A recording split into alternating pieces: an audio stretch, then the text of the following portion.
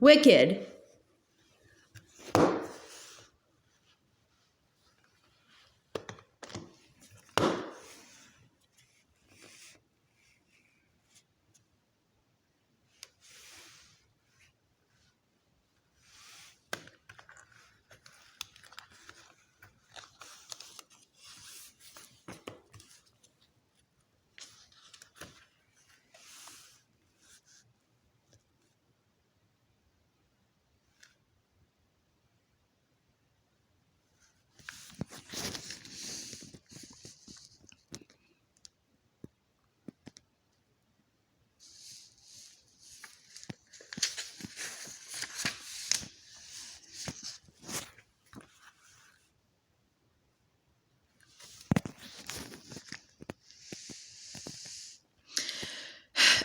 Wicked the musical. At the end of my 1995 novel Wicked, The Life and Times of the Wicked Witch of the West, an anonymous pair of voices discusses the story that has just concluded. And then the wicked old witch stayed for a good long time. And did she ever come out? Not yet. When I wrote those words, I was consigning the witch once again in her sorry story, a story I gleaned from all that was left out of the L. Frank Baum novel, The Wonderful Wizard of Oz, 1900. What a bundle of unseemly characteristics and personality tics. Her preference for the company of flying monkeys over human beings, her physical ugliness combined with a taste for the flashiest in shoe wear, her aversion to water, whatever did she mix with her bourbon? But the witch returns. She always returns. In Wicked, the novel first and now the musical, the Wicked Witch of the West has a name, Elphaba. It's pronounced Elphaba, with the pronunciation on the first of the three syllables, the way Dorothy is, and for that matter, Margaret and Hamilton too, though that's pure coincidence. Elphaba, a name derived from the initials of the author of The Wonderful Wizard of Oz, Lyman Frank Baum, LFB, Elphaba. I set out to tell her story from beginning to end. I wanted not so much to explain the Wicked Witch of the West as to deepen her mystery. Yes, I discovered her reasons for wanting the shoes that had belonged to her sister, but I could not account for the witch's passion, nor did I want to. I merely wanted to heighten it. One way of doing this, in the novel, mind you, was to allow the witch to have a good voice. In a pub, at an informal memorial service for a dead friend, she agrees to sing to her friends.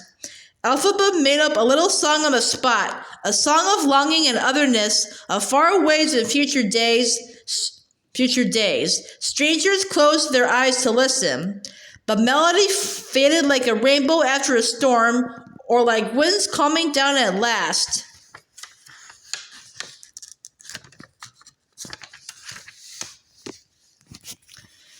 Everyone else in Oz had a longing, for a heart, for a brain, for courage, for a way home.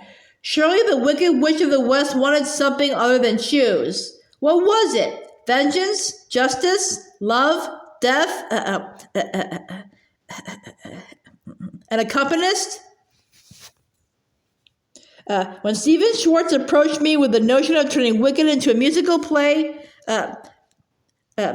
I needed much less persuading than I let on. As a college student, I had taught myself to play the piano from the scores for Pippin and Godspell. Stephen saw the comic and the melodramatic possibilities in my sprawling slice of Oz history novel, and he promised that however the plot evolved to suit the stage, the grim themes of the novel would inform the show. I haven't seen the annotated score. I can't cite key signatures or tempi.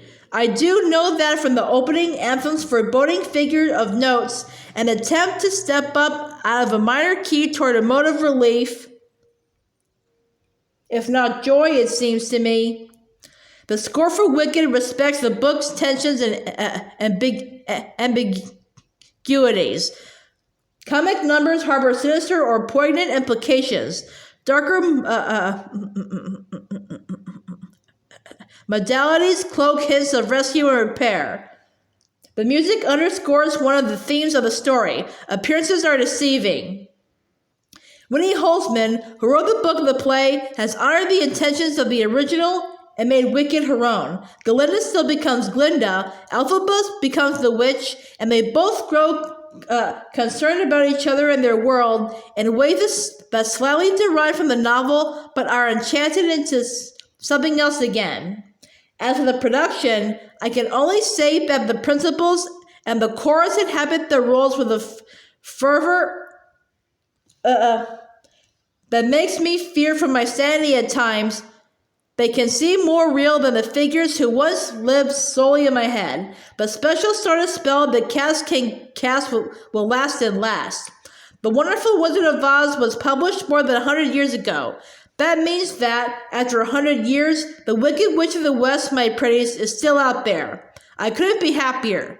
Gregory Maguire. Gregory Maguire is the author of Wicked, The Life and Times of the Wicked Witch of the West, 1995, as well as other novels, including Confessions of an Ugly Stepsister, 1999, Lost, 2001, and his latest, Mirror Mirror, 2003, all published by Regan Books, HarperCollins.